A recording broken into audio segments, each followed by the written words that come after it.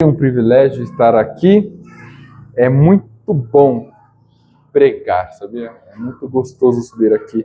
Mas acreditem em mim, melhor ainda é você preparar o estudo, porque você vai descobrindo as riquezas do texto e vai se impressionando com a glória de Deus. Bem, Tiago 5, versículos de 1 a 5. Eu não sei porquê, eu não sei se é a minha cara de gente fina, mas as pessoas, elas têm a ideia de que eu sou uma pessoa meio ranzinza, que eu sou meio bravo, que eu sou meio...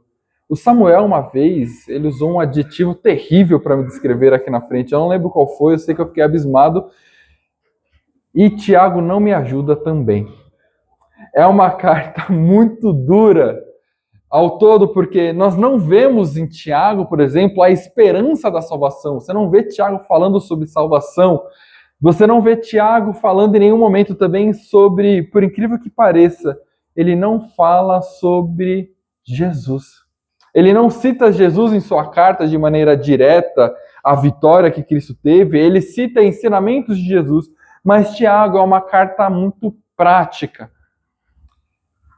E aí eu sofro com isso, que eu fico com a fama de que só prega coisa difícil, que só prega coisa ruim. O último hino, meu Deus do céu, que hino pesado, o que estou fazendo se sou cristão? E aí os irmãos olham e o título é Chorem e Lamentem. Mas tem esperança no final. Eu digo isso porque nós aqui na igreja pregamos de maneira expositiva, e isso significa que não fui eu quem escolhi esse texto, porque acreditem, não seria um texto que eu gostaria de pregar, eu gostaria de pregar a vitória de Cristo e tudo mais, mas nós não escolhemos o texto. Na verdade, nós escolhemos uma carta, e o que a carta tem a dizer, nós falamos. E aí nós nos deparamos com textos difíceis e complicados de se lidar, principalmente textos que falam, por exemplo, igual esse que vai falar sobre dinheiro, sobre os ricos, e é uma carta, é uma passagem onde ele confronta os ricos. Mas é o que tem, não sou eu que escolho, é a própria palavra de Deus a ser pregada. Mas a pregação expositiva, ela nos permite algumas coisas muito boas, porque não sou eu que escolho o texto, então não sou eu que falo com o texto. O texto fala conosco, porque nós conseguimos entender perfeitamente o contexto de tudo isso que está passando. Tiago aqui, ele está falando para os ricos, mas existe um porquê que ele está falando para os ricos. Conseguimos saber em que período o Tiago escreveu isso. Qual é o contexto da igreja naquele momento. Nós conseguimos, então, entender, através dessas coisas, um macro da ideia. O que Tiago, de fato, quis dizer, não para nós. Porque Tiago, ele não escreveu para a igreja do Jardim Palmeira. Tiago, ele escreveu para a igreja do primeiro século. Então, o que Tiago, ele quis dizer para aquela igreja? Olhando um todo, nós conseguimos entender. E a primeira pergunta é, para quem Tiago escreveu? Para quem? Para quem que Tiago escreveu? Hã? A Deus? Ah, judeus. Sim, Tiago escreveu a judeus. É um primeiro ponto. Por que Tiago escreveu a judeus se ele já estava pregando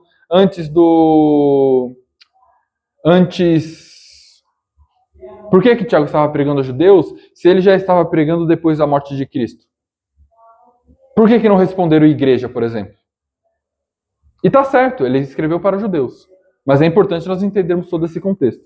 Tiago, ele escreveu para judeus porque a carta de Tiago, ela foi escrita antes do concílio de Jerusalém. Vocês lembram aquela passagem onde Pedro vai à casa de Cornélio e percebe que um gentil, ele tem os atributos do Espírito Santo?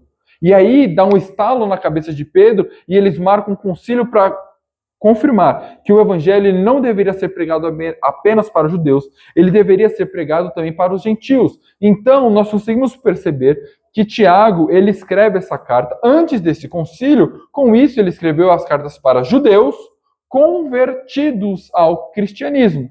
Ele escreveu essa carta para as igrejas. Agora, vocês lembram que na abertura dessa carta, ele destinou ela às 12 tribos dispersas em Jerusalém. Ou seja, ele escreveu para os judeus, mas ele não escreveu para uma igreja fixa, mas ele escreveu para judeus que estavam dispersados por todo o mundo. Então, isso é muito importante para compreendermos o contexto de tudo isso. Porque Tiago ele escreveu para pessoas que estavam fugindo da perseguição.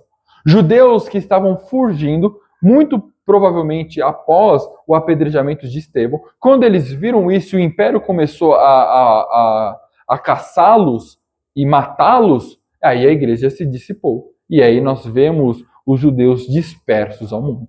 E por que é importante entender esse contexto? Porque pensem hoje, nós estamos aqui no Jardim Palmira e amanhã os cristãos começam a ser perseguidos. Certo? Perseguidos de matar mesmo, não é de xingar. Está liberado a caça aos cristãos. Nós ficaríamos aqui? De maneira alguma. Eu fugiria o mais rápido possível. Talvez eu não consiga levar tudo o que eu tenha, mas eu vou fugir. Então, os judeus, neste período, os cristãos, eles fugiram, muitas vezes, com aquilo que eles têm no corpo. Não tiveram a escolha de pegar um carro e fugir com todas as coisas, e mais, com as riquezas. Os judeus, e antigamente não existia conta bancária, eles não fugiram com o dinheiro, eles fugiram com o que eles tinham na hora. Então, nós estamos falando de um povo que estava sendo perseguido e passava por uma miséria muito grande. Esse é o contexto e por isso que Tiago ele está escrevendo isso. Agora, a carta de Tiago, de fato, ela foi escrita para os crentes e os cristãos, mas essa passagem, e aí é uma passagem que eu julgo um pouco diferente do que nós temos, porque não existe nenhum chamado de arrependimento. Os irmãos, não sei se perceberam na leitura do Guilherme, não existe chamado ao arrependimento. Parece que não existe esperança. Tiago, ele está condenando. Se Tiago, ele está condenando, essa condenação, ela não é para a igreja, certo? A igreja, ela sempre há expectativa de arrependimento. Para os cristãos, sempre há expectativa de mudança. Então, nós também conseguimos concluir que essa passagem, os versos do capítulo 5, do 1 ao 6, não foram escritas para a igreja. Tiago, ele não estava confrontando os ricos da igreja. Tiago estava confrontando o que, então? Os ímpios. Aqueles que não conheciam ao Senhor. E aí vem a pergunta. Beleza, entendi. Por que Tiago, então, está colocando numa carta que é destinada à igreja, uma exortação que não é para a igreja? Faz sentido isso? Faz. Isso que Tiago está utilizando é um jeito muito comum que nós encontramos principalmente nos profetas. Tiago, ele era um exímio conhecedor do Antigo Testamento. Então, nós conseguimos perceber que ele estava usando da mesma coisa que os profetas falaram. Por exemplo, se nós abrirmos as nossas Bíblias em Isaías, capítulo 10, versículos do 5 ao 19, e eu não vou ler todos, nós vamos perceber que Isaías ele está trazendo uma condenação não para Israel, mas olha, Isaías 10, do 5 ao 19.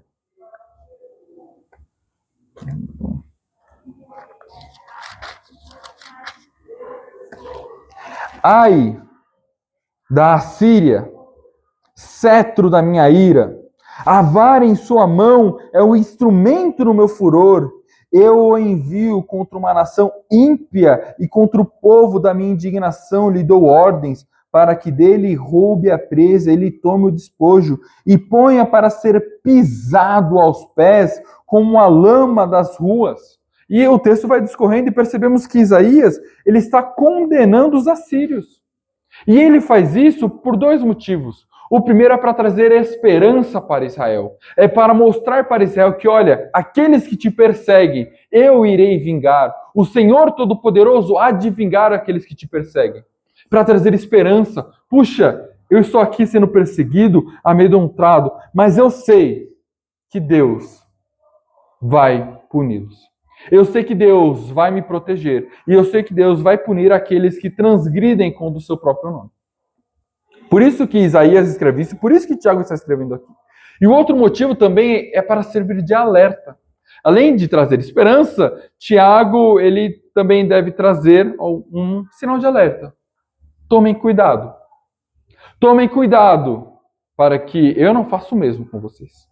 Então, quando Tiago ele escreve uma sentença que são para os ricos ímpios, ele quer dar esperança para aquele povo que estava sendo oprimido. Um povo que estava sendo roubado. Um povo que estava sem ter o que comer por conta dos ricos. Por isso que Tiago, isso está aqui. E o versículo 5, capítulo 1, ele começa... Deixa eu passar aqui o slide.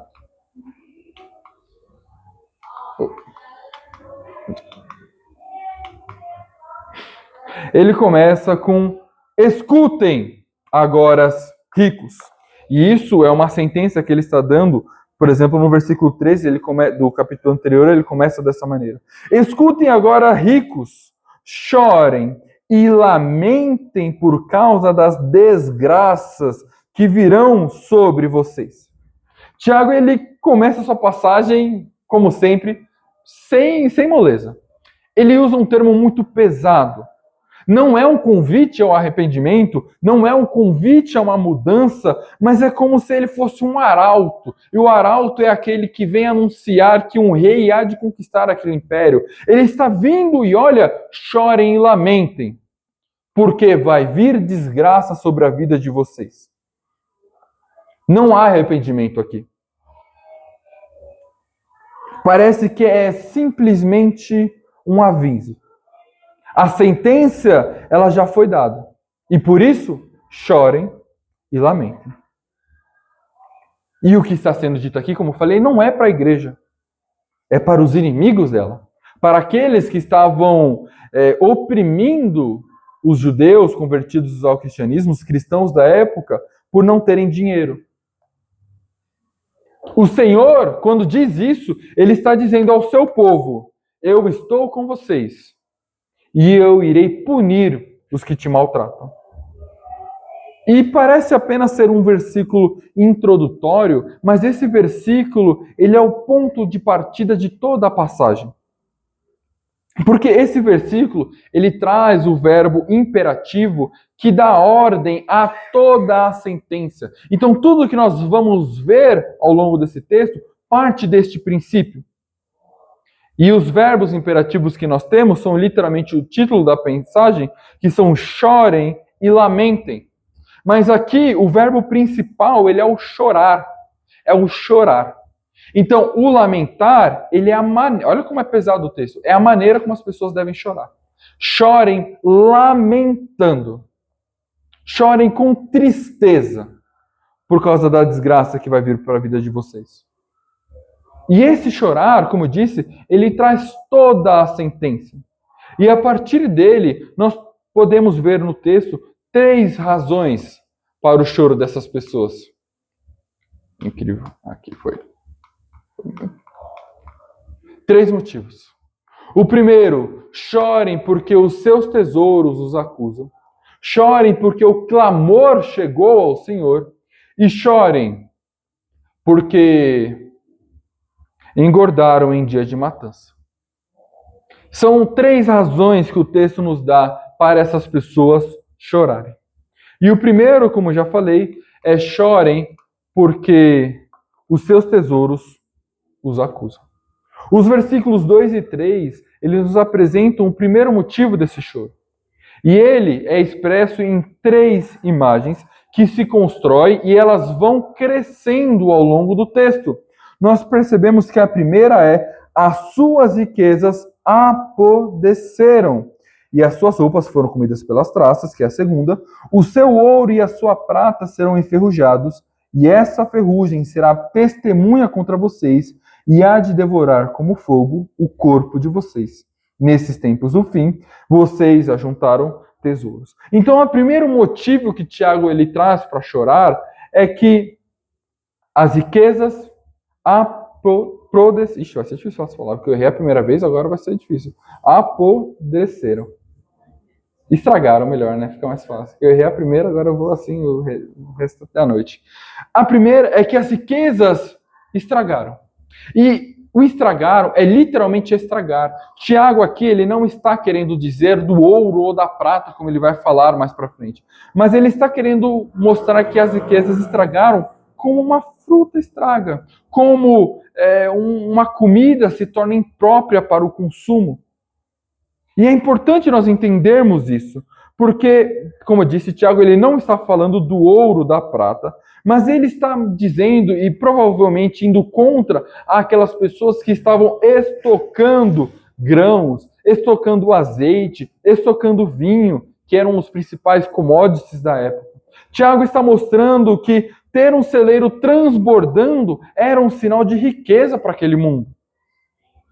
E aí é impossível nós não lembrarmos da parábola do rico lá em Lucas 12, quando aquele rico ele constrói um celeiro e enche aquele celeiro de suprimentos e chega o Espírito do Senhor e fala: olha, hoje mesmo te levarei comigo.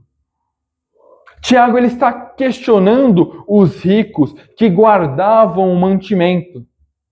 Guardavam o mantimento enquanto existiam pessoas que não tinham o que comer. É isso que Tiago está confrontando. É isso que Tiago está condenando. Afinal de contas, meus irmãos, do que vale um estoque cheio de comida? Do que vale um estoque transbordando se o meu irmão tem fome? Vale de alguma coisa isso? É útil? Não. Tiago está condenando isso. Está condenando as pessoas que estocavam somente pela sua própria virtude, pelo seu bel prazer. Que viam o seu irmão com fome e nada davam. Tiago está condenando essas pessoas e dizendo que essas riquezas estragarão. Porque não faz sentido ter um estoque transbordando se nosso irmão tem fome. A segunda passagem são que as roupas foram comidas pela traça. E a roupa, meus irmãos, ela era algo muito importante para aquela época. Ela era um sinal visível de que a pessoa ela tinha dinheiro, que a pessoa ela era poderosa, a ponto de que Paulo, em Atos 20, ele coloca a vestimenta como motivo de cobiça, juntamente com o ouro e com a prata. Então a vestimenta para aquele povo, ela tinha muito valor. Ela era extremamente importante. E novamente, Tiago mostra que, olha, as suas vestimentas, elas serão comidas pela traça. Só é comido por traça aquilo que não é usado. Uma roupa que eu estou usando todos os dias, ela não será comida pela traça. Agora, que roupa será comida pela traça? Aquela que está lá. No fundo, que eu não uso, simplesmente está lá. Tiago novamente está mostrando que as pessoas, elas não se importavam com os outros. Porque enquanto tinham pessoas passando frio, pessoas que não tinham o que se vestir. E quando eu falo pessoas, muitas vezes são crianças, são viúvas. Do que vale? Do que vale as vestimentas se eu nunca vou distribuir para quem tem frio? Essas vestimentas, elas irão virar pastos para as traças. Novamente. Percebam que Tiago ele está construindo uma linha de raciocínio para com esses ricos que não se importavam com os outros. Para os ricos que se importavam somente com eles mesmos. Do que vale, meus irmãos? Novamente. O meu armário, o meu guarda-roupa, cheio de roupa. Uma para cada meia que eu tenho. Se o meu irmão não tem o que vestir. Não tem o que vestir. Esse era o contexto daquelas pessoas. E por último, Tiago diz, ainda nos versículos 3, o seu ouro e a sua prata estão enferrujados. Bem, eu tenho uma aliança aqui, ela é de ouro, ela não sai mais do meu dedo, e aí eu não vou dizer o porquê que ela não sai mais do meu dedo, ela não enferruja. O ouro, ele não enferruja. Eu tomo banho, molho, não tenho nenhum cuidado. E ele não enferruja. Por que Tiago então está dizendo que o ouro ele vai enferrujar? Todos sabem que o ouro ou a prata, esses metais nobres, eles não enferrujam. Eles duram, talvez, a vida inteira. Mas Tiago aqui, ele está usando uma linguagem hiperbólica. Ele está meio que sendo radical com aquilo que ele está falando.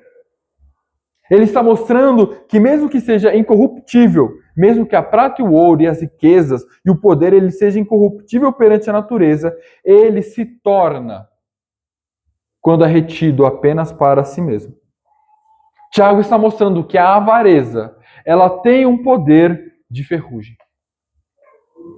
O dinheiro, enquanto ele deveria ser movimentado, o dinheiro que deveria ser servido de alimento para os pobres, o dinheiro que deveria construir lares, quando ele é paralisado, quando ele é estocado somente para mim, ele enferruja a alma de quem o guarda.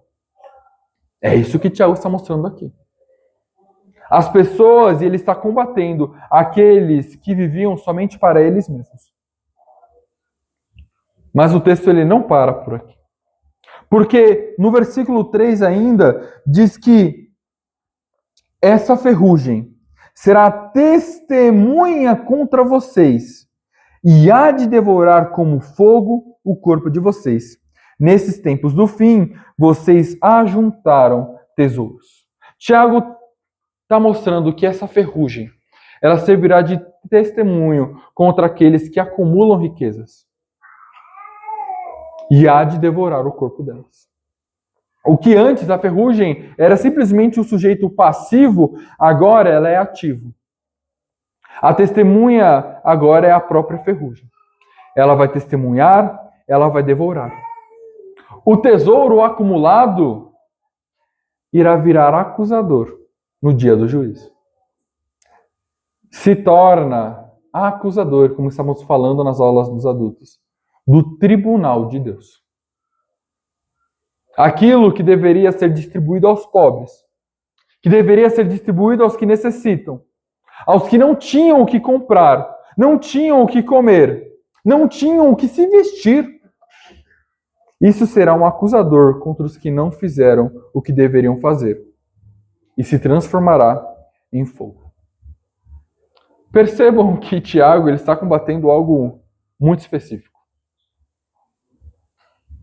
Tiago está combatendo praticamente um estilo de vida das pessoas que só se importam com elas mesmas e não se importam com aqueles que precisam. E o texto continua.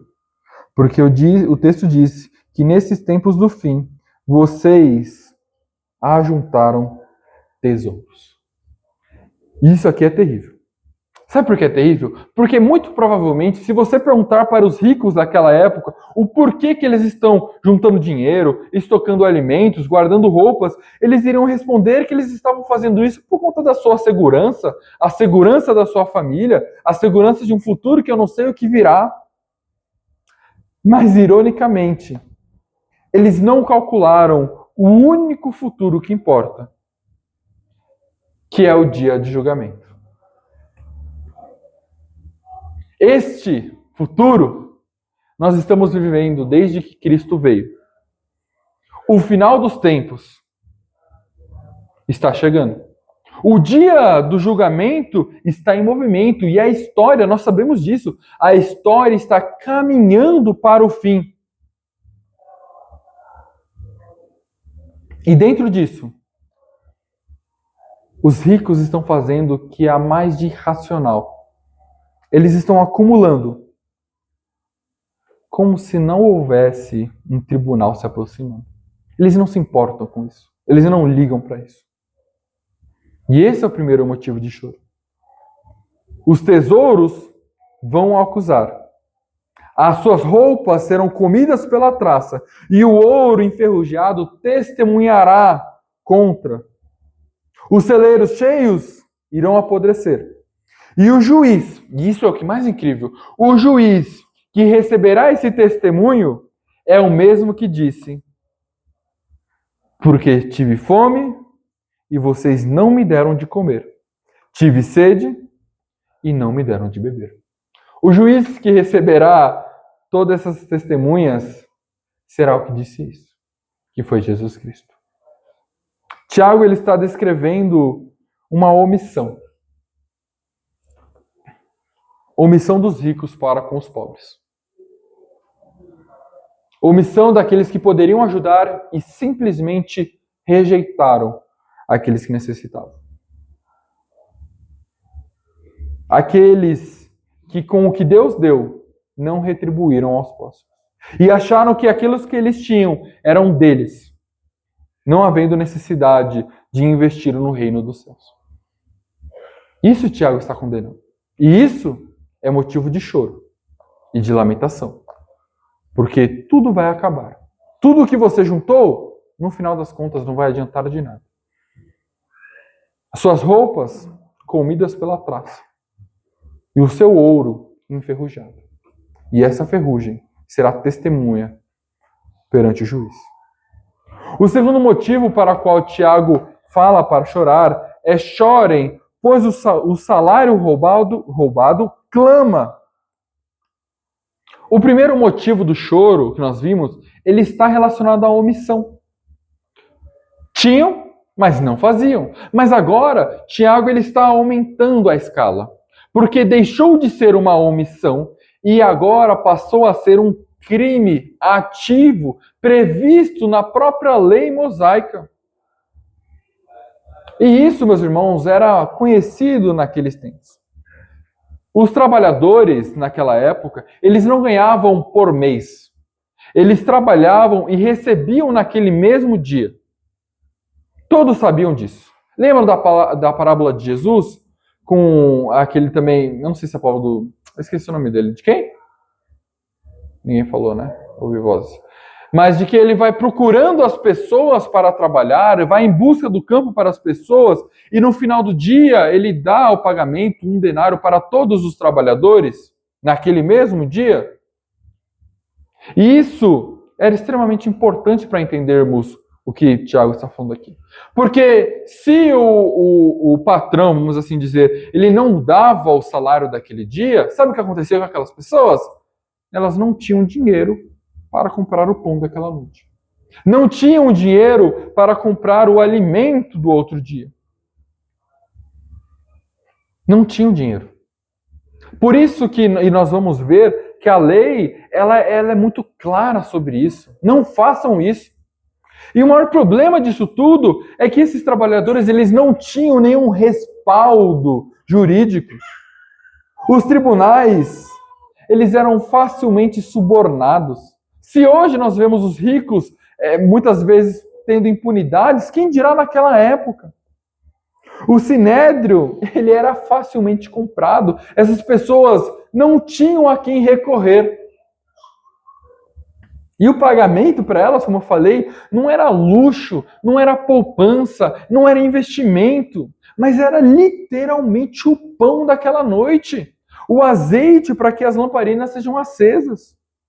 Ou seja, quando nós falamos da falta de pagamento, nós estamos falando, literalmente, da fome, do não ter o que comer. E como eu falei, a lei mosaica, ela já falava sobre isso. Se nós abrirmos a nossa Bíblia em Levítico 19:13, nós vemos claramente essa lei sendo imposta. Levítico 19:13 diz: não oprima, nem roube o seu próximo. Percebam que a lei está tratando como um roubo. Não é uma omissão ou algo do tipo. É um roubo. Não oprimem e nem roubem o seu próximo.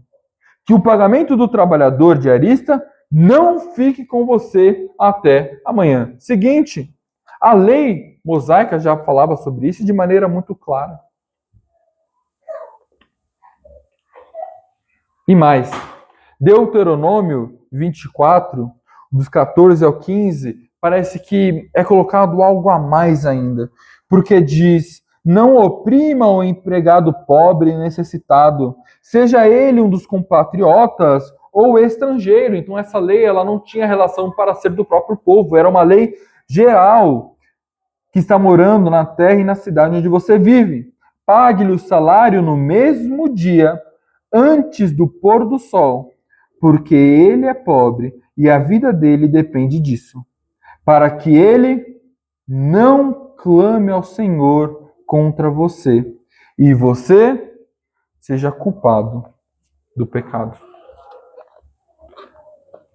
Mas no versículo 5, voltando para Tiago agora, nós vemos. Perdão, no versículo 4. Eis que o salário dos trabalhadores que fizeram a colheita nos campos de vocês e que foi retido com fraude está clamando. E esse clamor, assim como nós vimos em Deuteronômio, chegou aos ouvidos do Senhor dos Exércitos. O clamor daqueles que estavam sendo oprimidos chegou ao Senhor dos Exércitos. Terrível é isso. Porque Senhor dos Exércitos, para nós, podemos pensar apenas que ele era o Senhor dos Exércitos de Israel. Mas não. Esse termo ele é um pouco mais profundo do que isso. Ele é um termo usado mais de 200 vezes no Antigo Testamento. E ele é o título que, por exemplo, os serafins dão quando em Isaías 6, quando estão proclamando ao Senhor de Santo, Santo, Santo é o Senhor dos Exércitos. Esse título, que não significa apenas Senhor de Israel, do exército de Israel, mas ele diz que ele é o poder absoluto. Quando diz Senhor dos Exércitos, nós podemos entender como uma soberania universal, comandante das hostes angelicais incontáveis. É isso que Tiago está falando e por isso que eles deveriam chorar. Porque o clamor daqueles que eles estavam oprimindo chegou a esse Senhor. O clamor chegou ao Senhor dos Exércitos, ao comandante do exército celestial. O rei de toda a criação ouviu o grito dos oprimidos. Por isso devem chorar e lamentar. E o verbo chegou aqui que está falando, ele indica uma ação passada, mas que tem efeitos permanentes. Ou seja, esse clamor chegou ao Senhor e permanece nele. Aqui está falando da memória divina. Deus não vai esquecer disso, não. Deus não se esquece do que chegou a ele. O que foi ouvido, permanece ouvido. Terrível é isso. Terrível seria ouvir isso. Essa acusação. E a quem chegou a esse clamor? Deus está mostrando que existe um tribunal que não pode se corromper. Um juiz, como nós falamos, cujo dinheiro não alcança. O Senhor dos Exércitos ouviu. Este é o segundo motivo do choro. O que estavam fazendo contra os pobres, contra os necessitados, o que foi feito com corrupção, debaixo dos panos, com suborno dos tribunais, tudo isso chegou aos ouvidos do juiz supremo, o Senhor dos Exércitos, o comandante das hostes celestiais. O crime, ele foi ouvido, e Deus irá punir os transgressores. Por isso, chorem e lamentem. Por último, chorem porque engordaram em dia de matança. E é isso que o versículo 5 e 6 diz. Vocês têm tido uma vida de luxo e de prazeres sobre a terra. Têm engordado em dia de matança. Vocês têm condenado e matado o justo, sem que ele ofereça resistência. Chegamos aqui ao terceiro motivo de choro e lamento. E percebam que se nós olharmos, os dois últimos que nós vimos, eles descrevem ações. Omissão e o roubo. Mas aqui, parece que Tiago está falando de um estilo de vida. Parece que ele está falando da condição da alma que tornou aquelas ações. Ou seja, é algo inevitável. Se eu sou omisso e não ligo, automaticamente eu irei roubar e, por fim, eu irei matar o justo. Eu irei engordar em dia de matança. O versículo 5, ele começa claramente nos mostrando um estilo de vida que aquelas pessoas viviam uma vida de luxo. E é luxo mesmo, no sentido literal. É não ter preocupação, uma vida tranquila, de boa, eu tenho aquilo que eu quero. A ausência de dificuldade. E também mostra que eles viviam uma vida de prazeres. E aí também, de maneira literal, em nos entregarmos aos prazeres da vida. Junto, eles mostram um estilo de vida, um padrão estabelecido. E logo após, Tiago fala que essas pessoas elas têm engordado em dia de matança. E aqui é muito legal a linguagem que Tiago usa, porque a matança ela é literalmente o dia que as pessoas separavam para matar o gado, seja para sacrifício, ou seja mesmo para uma festa, uma ocasião extraordinária. Então eram dias comuns, incomuns e festivos. E antes desse gado ele ser abatido, ele passava por um processo. O que eles faziam com o gado? Engordavam. Igual para matar, acho que a galinha. Nunca criei galinha, mas dizem que é assim. Quando vai matar a galinha, você começa a dar ração de massa para a galinha, para comida para ela engordar, e no dia que você for matar, ela está um animal gordo, cheio de carne. Da mesma maneira, eram com o gado. E Tiago diz que eles mesmos estavam se engordando para o dia da matança. Eles mesmos estavam se enchendo de transgressões e pecados para o dia da matança, para o dia do juízo, para um dia onde Deus colocará fim em toda a iniquidade. E aí, eu imagino que o gado, quando ele é cevado, ele não tem noção de que ele vai para o abate. Ele deve ficar até feliz que está comendo mais do que deveria. E essas pessoas, da mesma maneira, elas vivem uma ilusão, achando que elas estão vivendo bem, que elas estão acumulando tesouros, estão acumulando alimentos, estão acumulando vestimentas, mas no final, tudo isso servirá como testemunhas para o dia da matança. Tudo isso será acumulado e juntado no dia do juízo que se aproxima. Tudo isso. Vivem uma falsa ilusão. Não sabem que no final do dia serão julgadas e condenadas. E por último, nós vemos o versículo 6, que diz que vocês têm condenado e matado o justo, sem que ele ofereça resistência. E quem é esse justo? Porque Tiago ele está usando uma palavra singular. Ele não está falando dos justos. Por que Tiago ele usou o justo? Quem é esse justo? E aqui cabe duas interpretações. Três, perdão. O primeiro é que o justo, na verdade, é o coletivo daqueles que estavam sofrendo. Ou seja, Tiago está se referindo que eles estavam matando todos os pobres, membros da qual as congregações de Tiago estava falando. A segunda é que o justo é o próprio Cristo. Sabemos que muitas vezes esse artigo ele é usado para descrever o Messias, para descrever Jesus Cristo. E a ideia aqui seria que, matando os servos, os seguidores de Jesus, vocês estariam matando o próprio justo, o próprio Messias. E a terceira ideia é que existe um duplo sentido. Então, Tiago ele está falando, de fato, das pessoas, mas também falando de Cristo. Não vou me aprofundar nisso. O fato é que esse pecado estava levando à morte de pessoas inocentes, à morte de justos, que nem ofereceram resistência.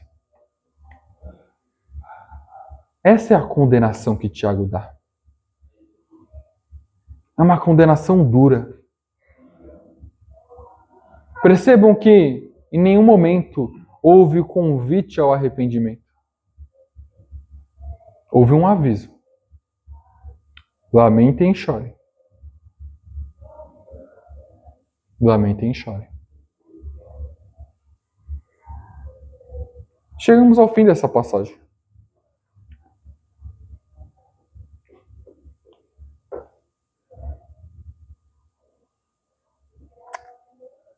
Seria muito fácil encerrar e dizer que isso não foi escrito para nós, e de fato não foi escrito para a igreja, não foi uma advertência para os cristãos, e que isso não se enquadra a nós. Seria muito fácil também eu simplesmente dizer, olha, eu não sou assim. Nem dinheiro eu tenho. Como é que eu vou acumular? Mas Tiago, obviamente, isso daqui não está na Bíblia, para que nos sintamos superiores. Tiago escreveu isso para que a igreja entenda o que é dinheiro, o que é tempo, o que é a vida. E para que tudo isso pertence. Para que todas essas coisas pertencem. E o primeiro, tudo que nós temos não é nosso.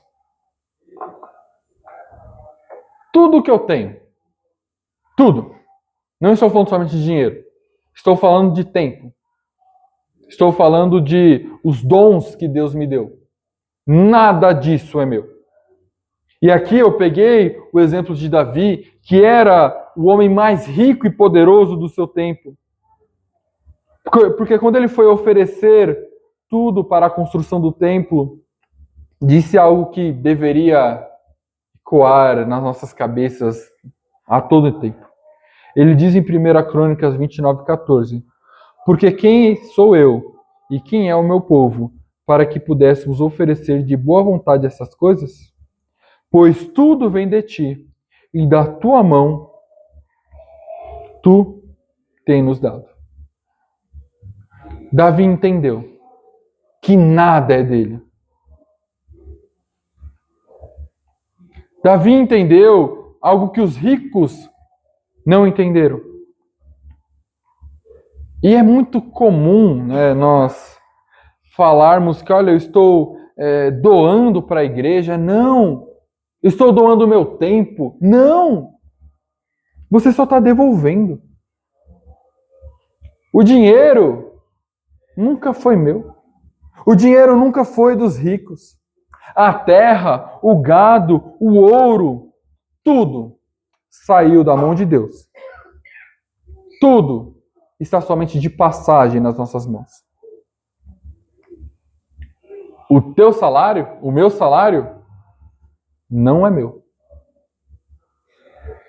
É de Deus. Eu só estou administrando. O tempo não é meu. Eu só estou administrando. A saúde, meus talentos, a minha casa, o meu carro, tudo é mordomia. Eu sou um mordomo das coisas de Deus. Não sou proprietário de absolutamente nada. Eu sou apenas um administrador. E o erro dos ricos aqui foi esquecer. Não foi apenas acumular as coisas, mas foi esquecer disso. Foi talvez olhar para o celeiro cheio de alimento e pensar, eu construí tudo isso. Através do meu trabalho, todas essas coisas foram feitas. Foi segurar o salário do trabalhador e pensar, esse dinheiro é meu.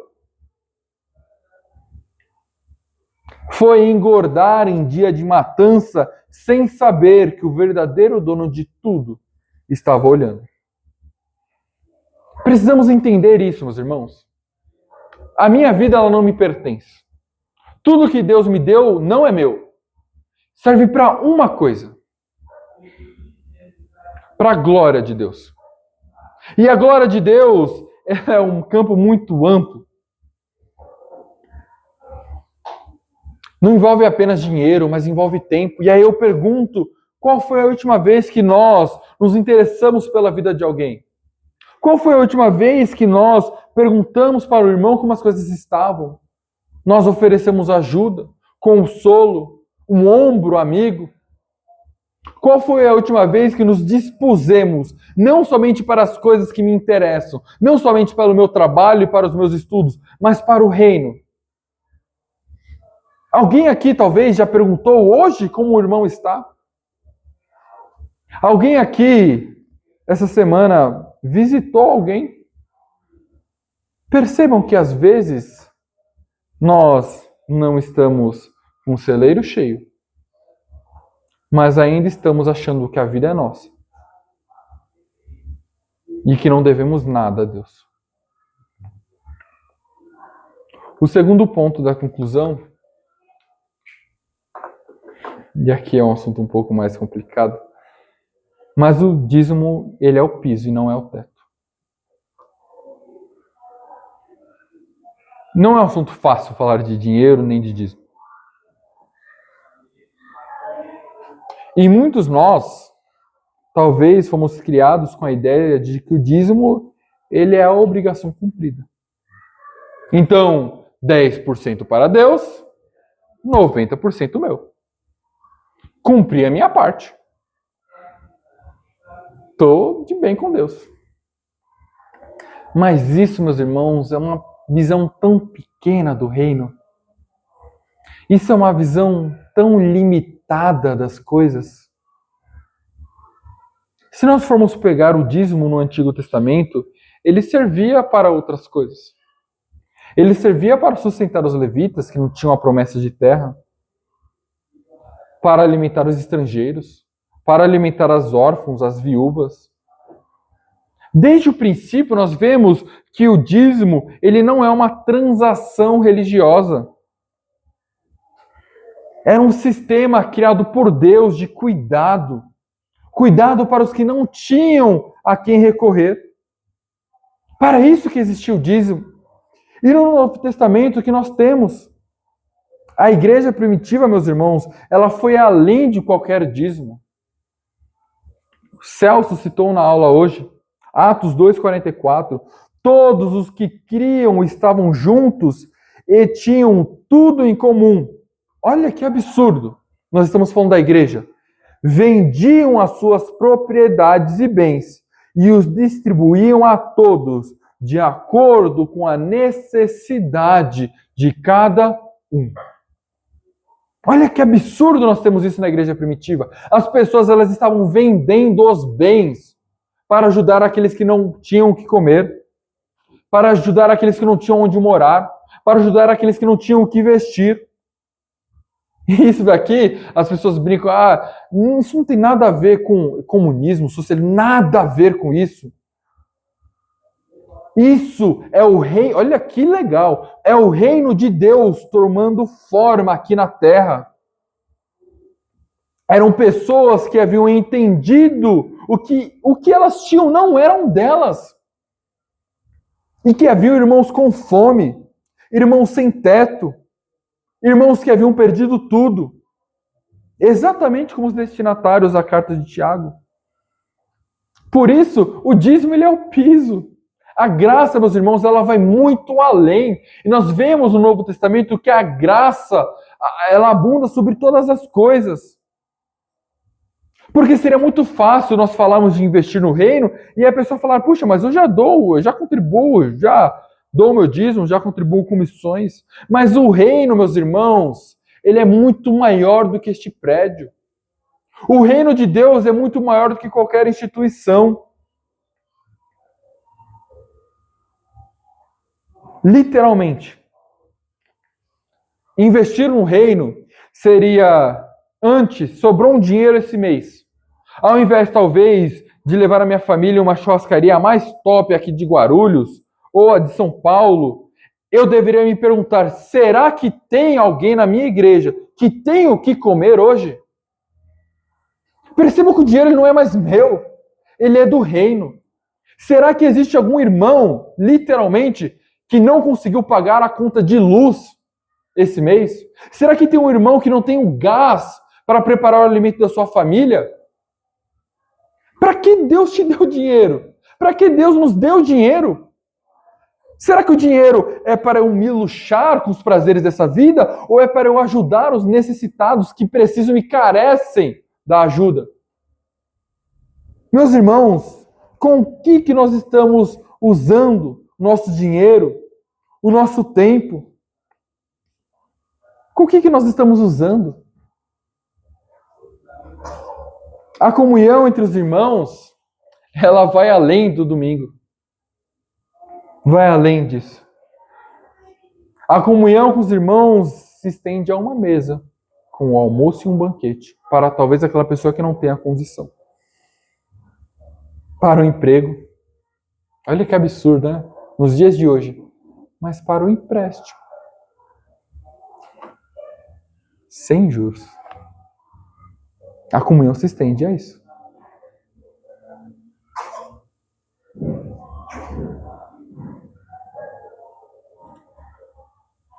Não espere que o necessitado clame por ajuda. Não espere por isso. Haja. Entenda. Não sejam igual aos ricos. Não sejamos igual aos ricos que viviam para seu bel prazer, acumulando riquezas. Se disponham. Ajudem.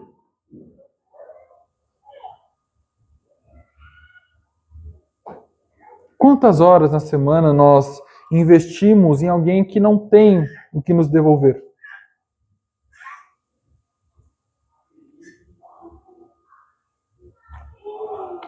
O seu tempo, o seu dinheiro, a sua casa, o seu carro, a sua mesa. Tudo pode ser uma oferta ao Senhor. E é isso que o Senhor espera da sua comunidade. Deus não espera irmãos que vivem somente para si mesmos, mas espera uma ajuda mútua dentro da igreja. Cristãos que entendam e façam igual a igreja primitiva fazia. Eu vendo a minha propriedade para ajudar aqueles que precisam. Por último,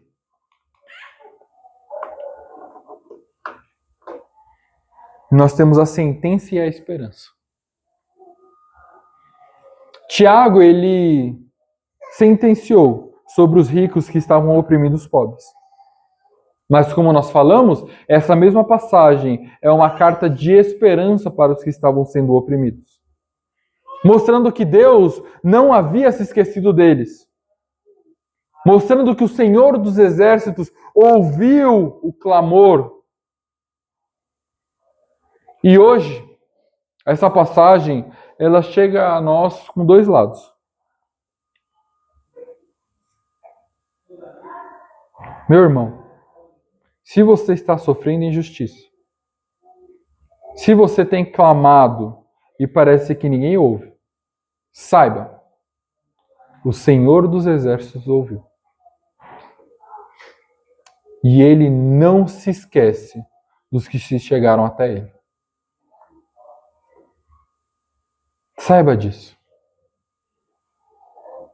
Agora, se você está do outro lado, com mais do que precisa, com armários cheios, com tempo de sobra, a pergunta que Tiago faz para você não é se você deu o dízimo.